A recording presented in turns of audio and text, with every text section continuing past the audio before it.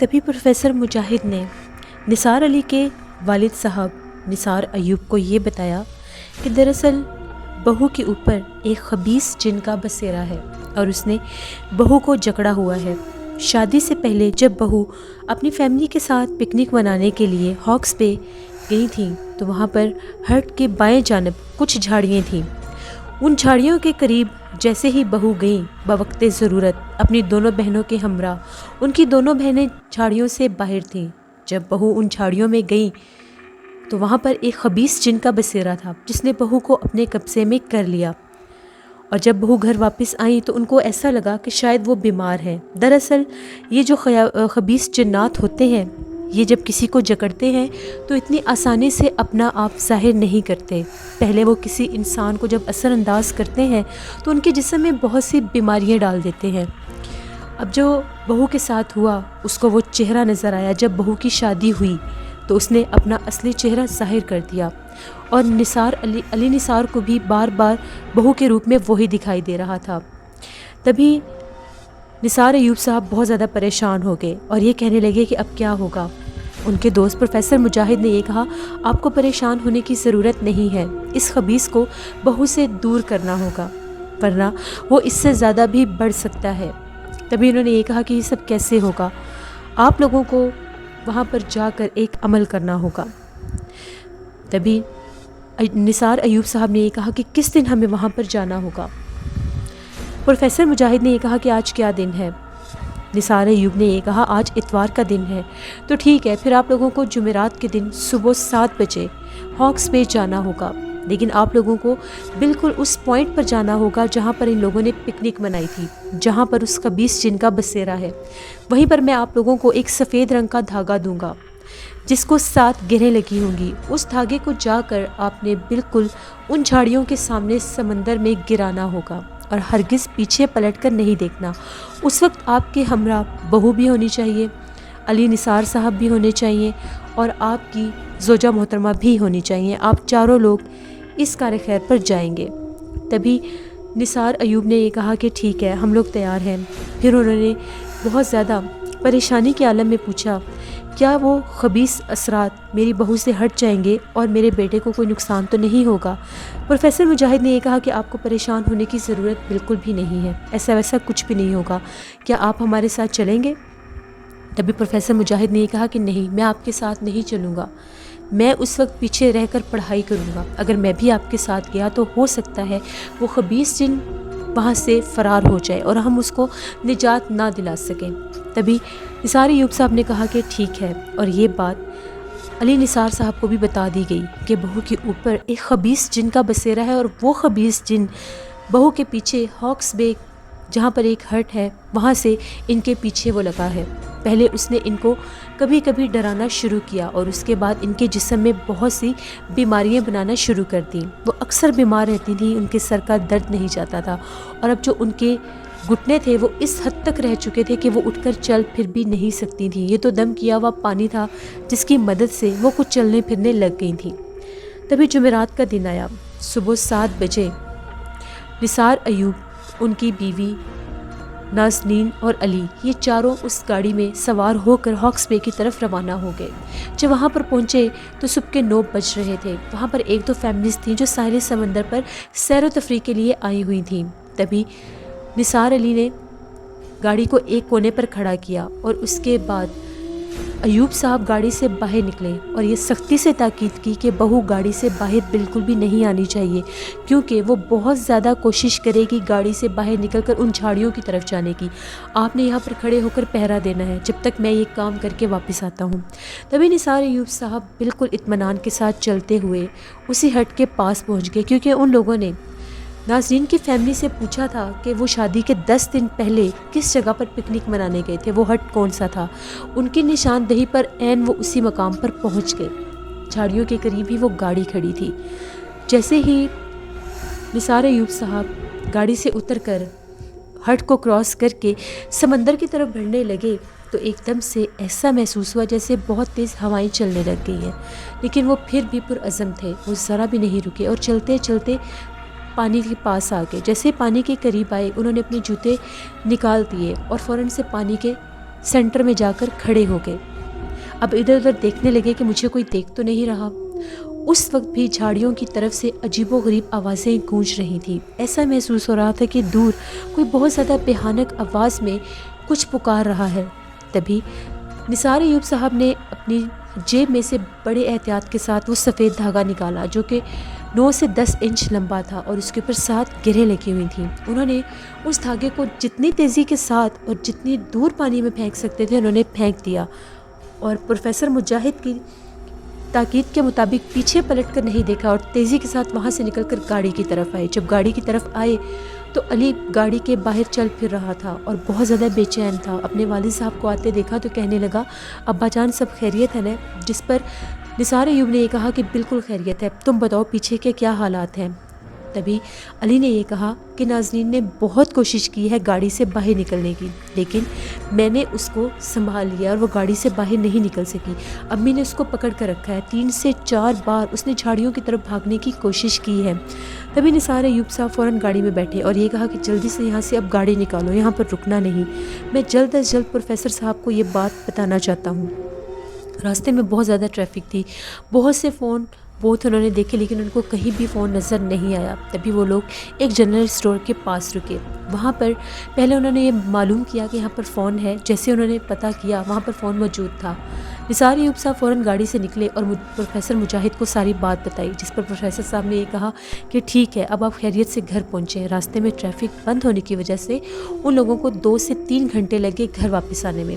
جب وہ لوگ گھر واپس آئے تو سب تھکن سے چور ہوئے ہوئے تھے۔ جیسے ہی شام ہوئی پروفیسر مجاہد ان کے گھر آئے اور آ کر ساری بات ان سے پوچھی۔ نثار ایوب صاحب نے ان کو صاف بتایا کہ ہم لوگ اس طرح سے ہاکس پہ گئے اور وہاں پر جا کر ہم نے دھاگا پھینکا، لیکن وہاں پر اس وقت تک بھی اس کی آوازیں گونج رہی تھیں اور بہت تیز ہوائیں چل رہی تھیں۔ ایسا محسوس ہو رہا تھا کہ ہواؤں میں ایک عجیب سا شور ہے۔ تبھی پروفیسر مجاہد نے یہ کہا کہ جلدی سے بہو کو میرے پاس بلائیں، میں ایک دفعہ ان کو دیکھنا چاہتا ہوں۔ جیسے ہی نثار ایوب نے علی نثار کو آواز دی اور یہ کہا کہ جلدی سے بہو کو لے کر آؤ، پروفیسر صاحب آئے ہیں۔ تبھی علی نثار ناظرین کے پاس گئے اور یہ کہا کہ پروفیسر صاحب آئے ہیں، جلدی سے آئیں۔ تبھی وہ اپنا دوپٹہ سر پر لیے پروفیسر صاحب کے پاس آ کر بیٹھ گئیں۔ پروفیسر مجاہد نے یہ کہا کہ بیٹا آپ ٹھیک ہیں؟ جس پر ناظرین نے پہلے سلام کیا اور کہا جی میں بالکل ٹھیک ہوں۔ تبھی پروفیسر صاحب نے یہ کہا کہ بیٹا مجھے آپ کے ہاتھ دیکھنے ہیں۔ انہوں نے باغور ناظرین کے ہاتھوں کا جائزہ لیا، اس کے ناخنوں کا بھی جائزہ لیا اور یہ کہا کہ ٹھیک ہے بیٹا اب آپ جاؤ۔ جیسے ناظرین گئی پروفیسر مجاہد نے نثار ایوب کو یہ کہا کہ الحمدللہ جو ان کے پیچھے جہاں سے لگا تھا اس کو وہیں پر واپس بھجوا دیا گیا ہے۔ نثار ایوب نے یہ کہا کیا مطلب، اس نے بہو کو چھوڑ دیا ہے؟ جی بالکل، اس کو واپس سے وہاں پر بھیج دیا ہے۔ آپ یہ سمجھ لیں کہ جس طرح سے کوئی سیلابی ریلا آتا ہے اور وہ آنے سے پہلے تباہیاں کرتا ہے اور جانے کے بعد اپنے نشان چھوڑ جاتا ہے، ویسے ہی کچھ توڑ پھوڑ تو ہوئی ہے، لیکن پریشان ہونے کی ضرورت نہیں، سب ٹھیک ہو جائے گا۔ پانی کی ایک بوتل منگوائیں، میں وہ دم کر کے دیتا ہوں، وہ پانی بہو کو پینا ہوگا۔ جب وہ پانی ختم ہونے لگے تو اس میں پانی مکس کر لیں، 11 دن تک وہ پانی ختم نہیں ہونا چاہیے۔ اس کے علاوہ بہو کو خاص تاکید کی جائے گی کہ وہ مغرب کے بعد گھر سے باہر نہیں نکلیں گی۔ بالفرض بوقت ضرورت گھر سے باہر نکلنا بھی پڑے تو مغرب کے بعد آدھے گھنٹے انتظار کرنا ہے اور آدھے گھنٹے کے بعد وہ گھر سے باہر نکل سکتی ہیں، لیکن جب وہ گھر سے باہر نکلیں گی آپ نے مجھے اطلاع کرنی ہے۔ جس پر نثار ایوب نے یہ کہا کہ بالکل ہم لوگ ایسا ہی کریں گے۔ ادھر دوسری طرف انسپیکٹر خالد قریشی اور کریم بخش دونوں مائی پنکھی کے گھر پر پہنچ گئے۔ مائی پنکھی اپنے صحن میں بیٹھی تھی، جیسے ہی دروازے پر دستک سنی تو اٹھ کر کھڑی ہو گئی اور یہ کہا کہ آتی ہوں، کون آیا ہے اس ٹائم؟ اس وقت دوپہر کے 2:30 بجے کا ٹائم تھا۔ جیسے ہی مائی پنکھی نے دروازہ کھولا تو 2 پولیس والے اس کے دروازے پر کھڑے تھے۔ کریم بخش کو مائی پنکھی نے دیکھتے ہی پہچان لیا۔ کریم بخش جو اس کو قتل کرنے کے در پہ تھا آج خود مقتول بن کر آیا ہوا تھا اور اس کی نظریں اور لہجہ بالکل بدلا ہوا تھا۔ تبھی اس نے یہ کہا کہ مائی پنکھی ہم تم سے ملنے آئے ہیں۔ مائی پنکھی نے یہ کہا کہ آ جاؤ بیٹا اندر آ جاؤ۔ جیسے وہ دونوں اندر آئے مائی پنکھی نے نیم کے درخت کے نیچے بچھی چارپائی کو گھسیٹ کر صحن میں کیا اور یہ کہا آؤ بیٹا کیسے آنا ہوا اور یہ کون ہے؟ وہ دونوں چارپائی پر ایک کونے پر بیٹھ گئے، دوسرے کونے پر مائی پنکھی بیٹھ گئی۔ تبھی کریم بخش نے یہ کہا کہ یہ میرا دوست خالد قریشی ہے اور آپ سے ملنا چاہتا تھا، یہ بھی پولیس والا ہے۔ جس پر کریم بخش نے یہ کہا مائی میں تمہارا شکریہ ادا کرنے آیا ہوں، تم نے اگر اس دن عین وقت پر نہ بتایا ہوتا تو میرا بیٹا آج جیل کی سلاخوں کے پیچھے ہوتا، اور خوشی کے طور پر یہ مٹھائی بھی لے کر آیا ہوں۔ جیسے اس نے مٹھائی کا ڈبہ مائی کی طرف بڑھایا تو مائی پنکھی نے یہ کہا، بہت شکریہ تمہارا بیٹا، لیکن میں مٹھائی نہیں کھاتی۔ خالد قریشی ابھی دل میں سوچ ہی رہا تھا کہ مٹھائی نہیں کھاتی تو کیا زہر کھاتی ہو، تبھی کریم بخش نے پوچھا، مائی پنکھی اگر تم مٹھائی نہیں کھاتی تو کیا کھاتی ہو؟ جس پر مائی پنکھی نے یہ کہا کہ میں سنگھیا کھاتی ہوں۔ انہوں نے تصدیق کرنے کے لیے پوچھا، سنگھیا مطلب زہر؟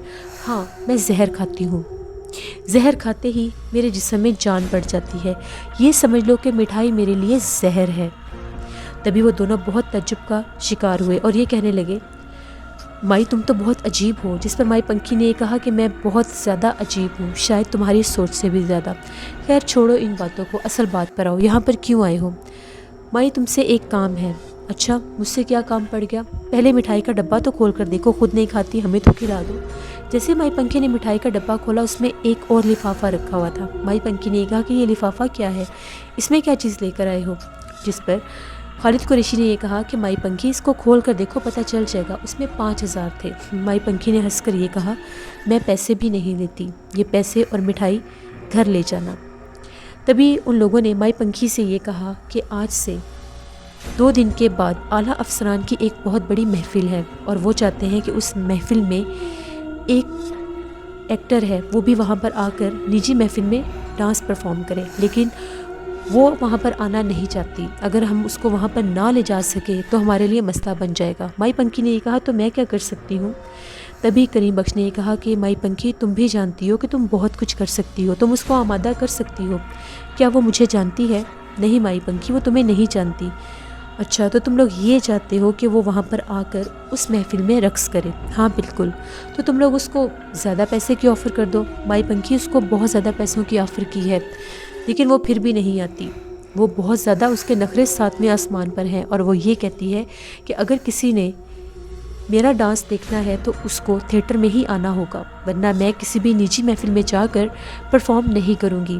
جبکہ اعلیٰ افسران کی یہ ڈیمانڈ ہے کہ اس محفل میں سمیرا کو ضرور لایا جائے، اس کا نام سمیرا ہے۔ تبھی مائی پنکھی نے یہ کہا کہ ٹھیک ہے، دیکھتے ہیں میں کیا کر سکتی ہوں۔ ایسا کرو مجھے ایک خالی کاغذ دو۔ دونوں پولیس والے اپنی جیبیں ٹٹولنے لگ گئے اور ان کے پاس کاغذ تو موجود تھے مگر خالی نہیں۔ تبھی کریم بخش کو خیال آیا اس کی گاڑی میں ایک ڈائری رکھی ہے، وہ فوراً سے گیا اور ڈائری لے کر آیا اور مائی پنکھی کو دکھاتے ہوئے بولا، کیا مائی اس سے کام چل جائے گا؟ مائی پنکھی نے یہ کہا کہ ہاں ٹھیک ہے، یہ مجھے دے دو۔ تبھی مائی پنکھی اس میں سے ایک صفحہ لیے کمرے میں گئی اور یہ کہا کہ تم لوگ یہیں پر بیٹھو۔ 1-2 منٹ کے بعد باہر آئی تو اس کاغذ کے ٹکڑے کو مائی پنکھی نے تہہ کیا ہوا تھا اور اس کے اوپر کالے رنگ کا دھاگا لپیٹا ہوا تھا۔ مائی پنکھی نے آ کر خالد قریشی کی طرف ہاتھ بڑھا کر یہ کہا کہ کیا نام تھا اس لڑکی کا؟ جس پر خالد قریشی نے یہ کہا کہ سمیرا۔ ہاں سمیرا، یہ سمیرا کو دے دینا، اس کے بعد تم اس کو جہاں بھی کہو گے وہ چلنے کے لیے تیار ہو جائے گی۔ تبھی خالد قریشی نے کریم بخش کے منہ کی طرف دیکھا اور کہا، مائی کیا یہ بات سچ ہے؟ مائی پنکھی نے یہ کہا کہ یہ پریم پتر اس کو دیکھ کر کہنا کہ مائی پنکھی نے دیا ہے، اس کے بعد تماشا خود دیکھ لینا۔ جیسے وہ دونوں اٹھے تو مائی پنکھی نے یہ کہا کہ ایک بات یاد رکھنا، غلطی بھی مت کرنا اس کاغذ کو کھولنے کی۔ اگر تم لوگوں نے اس کاغذ کو کھول کر دیکھ لیا تو ناقابل تلافی نقصان ہوگا اور پھر میرے پاس بالکل بھی مت آنا، میں اس کی ذمہ دار نہیں ہوں گی۔ جس پر ان دونوں نے یہ کہا کہ ٹھیک ہے مائی، ہم نہیں کھولیں گے۔ جیسے وہ دونوں گاڑی میں آ کر بیٹھے، مائی پنکھی نے آواز دے کر کہا، یہ مٹھائی اور پیسے لے جاؤ، اپنے بچوں کو کھلا دینا میری طرف سے۔ تبھی ان دونوں نے یہ کہا کہ مائی ہم تمہیں ناراض کرنا نہیں چاہتے۔ ان دونوں نے مٹھائی کا ڈبہ اور پیسے اٹھائے اور وہاں سے باہر نکل آئے۔ جیسے ہی وہ لوگ گاڑی میں آ کر بیٹھے، کریم بخش نے خالد قریشی سے یہ کہا، بھلا اس تعویذ میں کیا ہو سکتا ہے جس کو دیکھتے ہی وہ مان جائے گی؟ کیا اس کو کھول کر دیکھنا چاہیے؟ خالد قریشی نے یہ کہا، نہیں نہیں، مائی نے منع کیا ہے، ہم اس کو کھول کر نہیں دیکھیں گے، اس کو ہم جا کر سمیرا کو ہی دیں گے۔ تبھی ان لوگوں نے یہ کہا کہ چلو اب یہاں سے سیدھا ہم لوگوں کو سمیرا کے پاس جانا ہے۔ جیسے وہ سمیرا کے پاس پہنچے تو وہ اپنی کوٹھی پر موجود تھی۔ وہاں پر بیٹھے گارڈ نے فوراً سے پولیس والوں کو دیکھ کر سلام کیا اور گھر کے اندر سے ایک نوکر کو بلوایا اور نوکر کے ذریعے ان دونوں کو گھر کے اندر پہنچا دیا۔ نوکر نے ان کو لے جا کر ڈرائنگ روم میں بٹھا دیا اور یہ کہا کہ ہم میڈم کو ابھی بلا کر لاتے ہیں۔ جیسے ہی تھوڑی دیر گزری تو سمیرہ چلتی ہوئی اندر آئی. ابھی وہ شوٹ پر جانے ہی والی تھی. جیسے ہی اس نے خالد قریشی کو دیکھا اور اس کے ساتھ بیٹھے کریم بخش کو دیکھا، وہ سمجھ گئی کہ یہ دونوں کس لیے آئے ہیں. تبھی اس نے ان دونوں سے یہ پوچھا کہ جی فرمائیے، آپ پھر آ گئے. میں نے آپ کو منع کیا تھا نا کہ میں کسی بھی نجی فنکشن میں جا کر پرفارم نہیں کرتی. جس پر خالد قریشی نے یہ کہا کہ جی بالکل ہم جانتے ہیں کہ آپ کسی بھی نجی فنکشن میں جانے کے لیے تیار نہیں ہیں، لیکن آپ کے لیے ایک چیز لائے ہیں. جی بتائیے کیا چیز ہے. تبھی خالد قریشی نے اپنے وائلٹ سے وہ طے کیا ہوا کاغذ باہر نکالا جو مائی پنکھی نے دیا تھا. تبھی خالد قریشی نے یہ کہا کہ ایک بہت پہنچی ہوئی بزرگ ہیں، بہت بڑی اللہ والی ہیں، انہوں نے آپ کے لیے یہ ایک خاص تحفہ بھیجا ہے اور یہ کہا ہے کہ ان کی طرف سے آپ کو دے دیا جائے. ہم تو بس یہی دینے آئے تھے. جیسے ہی سمیرہ نے یہ لفظ سنا کہ میرے لیے کسی نے کچھ بھیجا ہے، وہ بھی کسی بزرگ ہستی نے، تو اس نے فوراً سے اس کو پکڑا اور یہ کہا کہ اچھا میں بھی دیکھتی ہوں. خالد قریشی نے یہ کہا کہ اگر آپ ہمارے سامنے کھول کر نہیں دیکھنا چاہتی تو آپ اندر بھی جا سکتی ہیں. جس پر سمیرہ نے یہ کہا کہ نہیں، میں آپ لوگوں کے سامنے ہی کھول کر دیکھوں گی، بھلا میرے لیے کسی نے کیا بھیجا ہوگا. جیسے ہی سمیرہ نے اس طے کیے ہوئے مائی پنکھی کے کاغذ کو کھول کر دیکھا، سمیرہ کے چہرے کے رنگ اڑ گئے. ایسا لگ رہا تھا وہ بے حد خوفزدہ ہو چکی ہے. تبھی اس نے یہ کہا کیا نام بتایا تھا آپ نے. تبھی خالد قریشی اور کریم بخش نے یہ کہا کہ مائی پنکھی، مائی پنکھی. جیسے اس نے مائی پنکھی دہرایا وہ بہت زیادہ پریشان ہو گئی. اس نے اس کاغذ کو اپنی مٹھی میں اچھی طرح سے سمیٹ لیا اور ٹیبل کے اوپر رکھ دیا. جیسے ہی خالد قریشی اور کریم بخش اٹھنے لگے تو سمیرہ نے یہ کہا کہ رکیے، مجھے یہ بتائیں فنکشن کب ہے. تبھی خالد قریشی نے یہ کہا کہ فنکشن تو ہفتے کی رات کو ہے، یعنی آج سے 2 دن بعد. ٹھیک ہے میں آ جاؤں گی. سچ مچ آپ آئیں گی. جی میں آؤں گی، آپ لوگ بس ٹائم پر گاڑی بھجوا دیجیے گا. جس پر خالد قریشی نے یہ کہا کہ ٹھیک ہے. کریم بخش بہت زیادہ تجسس میں تھا کہ مائی پنکھی نے آخر اس کاغذ کے ٹکڑے میں ایسا کیا لکھا ہے جس کو دیکھتے ساتھ ہی سمیرہ نے اپنا اتنا بڑا فیصلہ بدل لیا. اس نے بڑی چالاکی کے ساتھ اپنی ٹوپی ٹیبل پر رکھی اور اس ٹوپی سمیت اس کاغذ کے ٹکڑے کو اٹھا لیا. جیسے ہی وہ لوگ گاڑی میں آ کر بیٹھے، ابھی خالد قریشی سمیرہ کے ساتھ پیسوں کا اور ٹائم کا سارا بندوبست سیٹ کر رہا تھا. جیسے ہی وہ واپس آیا تو کریم بخش نے اس کاغذ کے ٹکڑے کو کھول کر دیکھا جو ایک کورا کاغذ تھا، لیکن اس کے ہوش اڑ چکے تھے. جو کچھ اس نے اس کے اوپر دیکھا تھا اگر وہ سچ ہوا تو پتہ نہیں کیا ہو جائے گا. وہ جو کچھ بھی تھا ان دونوں کے بارے میں تھا. جیسے ہی خالد قریشی واپس آیا تو اس نے کریم بخش کو دیکھا کہ اس نے وہ کاغذ کا ٹکڑا اٹھا لیا. اس نے یہ کہا یہ تو اس نے ٹیبل پر رکھا تھا، بڑی صفائی سے اٹھایا تم نے، بھلا کیا لکھا ہے اس میں. کریم بخش تو ایسے تھا جیسے کچھ سن ہی نہیں رہا، بہرا ہو گیا. تبھی اس نے اس کے ہاتھ سے کاغذ کا ٹکڑا لیا. وہ کورا کاغذ تھا. ان لوگوں نے اس کے اوپر جو کچھ دیکھا ان کے ہوش اڑانے کے لیے وہ کافی تھا. سمیرہ ایکٹر بننے سے پہلے ایک نرس تھی، کیونکہ جب اس کے باپ کی وفات ہوئی تھی تو اس کے چچا نے اس کے گھر پر قبضہ کر لیا تھا اور اس کو گھر سے نکال دیا تھا. خود کو اور اپنے گھر والوں کا سہارا بننے کے لیے سمیرہ نے ایک نرسنگ ہوم میں جاب کر لی اور وہاں پر نرس کے پیشہ اختیار کر لیا. ایک دفعہ ایسا ہوا اس کے چچا کا ایک بہت سخت ایکسیڈنٹ ہوا جس میں ان کی ٹانگ ٹوٹ گئی، تو وہ علاج کروانے کے لیے اسی ہاسپٹل میں آئے. وہاں پر سمیرہ نے بڑی چالاکی کے ساتھ ان کو زہریلا انجیکشن لگا کر مار دیا اور اپنا گھر واپس لے لیا. مائی پنکھی نے اس کورے کاغذ پر سمیرہ کا وہی راز ہو بہو اسی طرح سے اس کو دکھایا تھا جو صرف سمیرہ جانتی تھی. اسی لیے وہ خوفزدہ تھی اگر اس کا یہ راز پولیس والوں کو پتہ چل گیا تو وہ اس کو گرفتار کر لیں گے. مائی پنکھی نے سختی سے منع کیا تھا کہ خالد قریشی اور کریم بخش غلطی سے بھی اس کو کھول کر نہ دیکھیں. ان لوگوں نے یہ دیکھا کہ اس فنکشن کے بعد وہ دونوں ہائی وے پر سفر کر رہے ہیں اور وہ دونوں بہت سخت نشے کی حالت میں ہیں. ان دونوں سے گاڑی سنبھالی نہیں گئی اور ایک دم سے ایک بہت زیادہ ڈراؤنا ایکسیڈنٹ ہوا. اس ایکسیڈنٹ میں ان کی گاڑی کو آگ لگ گئی اور وہ اس گاڑی کے اندر ہی جل کر مر گئے. ان لوگوں نے سمجھا کہ شاید یہ صرف اور صرف ان کو ڈرانے کے لیے تھا. ہفتے کی رات ایک بہت بڑے فارم ہاؤس پر فنکشن رکھا گیا تھا جہاں پر بہت بڑے بیوروکریٹس اور اعلیٰ افسران موجود تھے. وہاں پر انڈیا سے بھی 2 ایکٹریس بلوائی گئی تھیں جو وہاں پر پرائیویٹ پرفارم کرنے کے لیے آئی تھیں، اور ان میں سے ایک سمیرہ بھی، پاکستان سے ایک سمیرہ اور اس کے علاوہ ایک اور لڑکی تھی جن کو اسی وقت گاڑیاں بھجوا کر بلوا لیا گیا تھا. پورے 12 بجے فنکشن شروع ہو گیا. فنکشن کو پوری طرح سے جب ان لوگوں نے انجوائے کر لیا تو اس کے بعد خالد قریشی کو بالکل بھی ہوش نہیں تھی۔ اس نے اتنا شراب پی رکھا تھا کہ اپنے ہوش و حواس میں نہیں تھا۔ خالد قریشی اور کریم بخش دونوں ایک ہی گاڑی میں تھے۔ وہ ہائی وے پر بہت زیادہ تیز سپیڈ کے ساتھ چل رہے تھے۔ وہ اتنے تیز تھے کہ اپنے ہوش ہی گوا بیٹھے تھے۔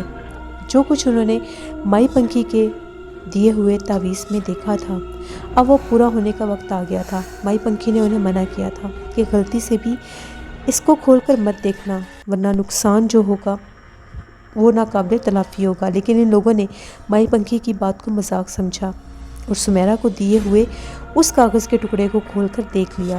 اب ان کے انجام کی باری تھی۔ آدھی رات کا ٹائم تھا۔ مائی پنکھی نے انجو کو اس کا اصلی روپ دیا ہوا تھا۔ انارا بہت خوبصورت لگ رہی تھی، اپنے سر کے بال کھولے آدھی رات کے ٹائم مائی پنکھی کے پاس صحن میں بیٹھی ہوئی تھی۔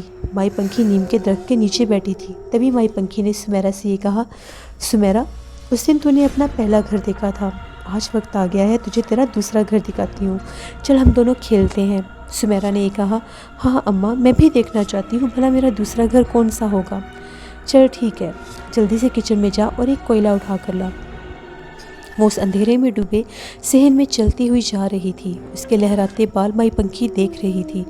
جیسے ہی انارا کچن میں گئی وہاں سے ایک کوئلہ اٹھا کر لائی اور اس نے مائی پنکھی کو دے دیا۔ مائی پنکھی چلتی ہوئی صحن میں آئی اور آ کر بیٹھ کر وہاں پر ایک دائرہ بنانے لگی۔ اس دائرے میں ابھی مائی پنکھی نے 6 گھر بنائے تھے۔ جیسے ہی 7واں گھر بنانے لگی ایک دم سے آگ کے شعلے بھڑکنے لگ گئے۔ مائی پنکھی نے غصے سے کہا، منع کیا تھا ان دونوں کو کہ غلطی مت کرنا اس کاغذ کے ٹکڑے کو کھولنے کی، اب بھگتو، جھلسو اس آگ میں۔ تبھی انارا نے یہ کہا، اماں کیا ہوا، اتنے غصے میں کیوں آ گئی ہو؟ تبھی مائی پنکھی نے یہ کہا، یہ پولیس والے میری بات کو مذاق سمجھ رہے تھے۔ میں نے ان لوگوں کو منع کیا تھا کہ جو کاغذ کا ٹکڑا جس کے لیے دے رہی ہوں اس کے علاوہ کسی کو مت دکھانا اور نہ ہی دیکھنا، لیکن ان لوگوں نے میری بات کو مذاق سمجھا۔ سمیرا کے دیکھنے کے بعد ان لوگوں نے چالاکی سے وہ ٹکڑا وہاں سے اٹھا لیا اور جیسے ان لوگوں نے اس کاغذ کے ٹکڑے کو کھول کر دیکھا اب اپنے انجام کو پہنچ گئے ہیں۔ یہی ان کا انجام تھا۔ اب جھلسو اس گاڑی کے اندر، چھوڑ ان کو، چلا ہم اپنا کھیل کھیلتے ہیں۔ تو ایسا کر، جلدی سے آ کر دوسرے گھر میں بیٹھ جا۔ جیسے ہی انارا اٹھی مائی پنکھی کے بنائے ہوئے دوسرے خانے میں بیٹھ گئی۔ مائی پنکھی نے 7 خانے پورے کر لیے تھے۔ تبھی مائی پنکھی نے کچھ پڑھ کر ہوا میں پھونکا اور اپنے گلے میں ڈالا ہوا تعویذ نکال کر انارا کے طرف اشارہ کیا اور کہا کہ آنکھیں بند کر لے انارا، جب تک میں نہ کہوں آنکھیں مت کھولنا۔ مائی پنکھی نے وہ تعویذ اپنی ہتھیلی میں رکھ لیا اور آنکھیں بند کر لیں اور بولی، انارا تو کیا دیکھ رہی ہے؟ تبھی انارا نے یہ کہا، ایک لڑکی دیکھ رہی ہوں جو اسکول میں پڑھتی ہے، تقریباً 9ویں کلاس کی لڑکی ہے، بہت خوبصورت چہرہ ہے، خد و خال اور جسامت ایسی ہے کہ اپنے جسم سے 2 سال بڑی لگتی ہے۔ ایسا محسوس ہوتا ہے جیسے 9ویں کلاس کی نہیں بلکہ 10ویں 11ویں کی کوئی لڑکی ہے۔ اس کے ساتھ ایک اور بھی لڑکی ہے، اب یہ اسکول سے پڑھ کر واپس آ رہی ہے، جس راستے سے گزر رہی ہے محلے کا ہر لڑکا اس کو دیکھ رہا ہے، مگر افشاں بہت ہی زیادہ شریف لڑکی ہے، اس نے اپنی نظریں جھکائی ہوئی ہیں۔ افشاں اپنی سہیلی کے ساتھ اسکول آتی جاتی تھی۔ اس کی سہیلی کو عادت تھی لڑکوں کے ساتھ ہنس ہنس کر دیکھنا اور اشارے کرنا، جبکہ افشاں اپنے کام سے کام رکھتی تھی۔ ایک لڑکا ان کے پیچھے پیچھے چلتا ہوا آ رہا ہے جس کا نام اسد ہے۔ افشاں کو پتہ تھا کہ وہ لڑکا اس کے پیچھے آتا ہے، لیکن نہ تو وہ اس کی بات سنتی تھی اور نہ ہی اس کی طرف دیکھتی تھی۔ اس کے برعکس اس کی سہیلی کو عادت تھی لڑکوں کی طرف دیکھنا۔ کونے پر ایک پان کی دکان تھی، وہاں پر ایک 16-17 سال کا لڑکا بیٹھا ہوا تھا۔ اس کا باپ مر گیا تھا، اب اس پان کی دکان کو وہ اکیلا ہی چلاتا تھا۔ وہاں پر کچھ اوباش لڑکے تھے جو آتی جاتی افشاں کو چھیڑا کرتے تھے اور اس کے ساتھ اس کی سہیلی کو بھی۔ اس کی سہیلی کو تو فرق نہیں پڑتا تھا لیکن افشاں کو بہت پڑتا تھا، وہ ڈری سہمی وہاں سے گزر جایا کرتی تھی۔ ایک دن ایسا ہوا کہ افشاں کو اکیلے اسکول سے واپس آنا تھا۔ جیسے ہی وہ پان والی دکان کے پاس سے گزری وہاں سے ایک لڑکا اس کے پیچھے چلنے لگ گیا۔ اس نے افشاں کو چھیڑنے کی کوشش کی، تبھی اسد وہاں پر اس کے پیچھے پیچھے آ رہا تھا۔ اسد نے اس کو پکڑ کر خوب مارا اور افشاں کو بحفاظت اسکول چھوڑا۔ افشاں ایک قدم کے لیے رکی اور پیچھے پلٹ کر پہلی بار اسد کو دیکھا اور یہ کہا، آپ کا بہت شکریہ۔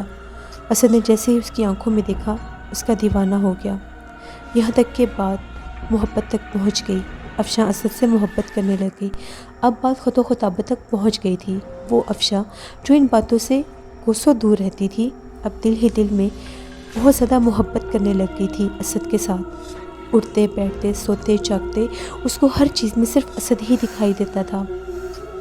پھر ایک دن ایسا ہوا، بزنس اب آپ لوگ آگے دیکھیں گے انارا کو اپنے دوسرے گھر میں اور کیا کچھ نظر آئے گا، اور عابر کا اس خواب کے ساتھ کیا تعلق ہے جو نثار علی کی زندگی کی ایک کہانی ہے جو ناظرین کے ساتھ ہوا تھا۔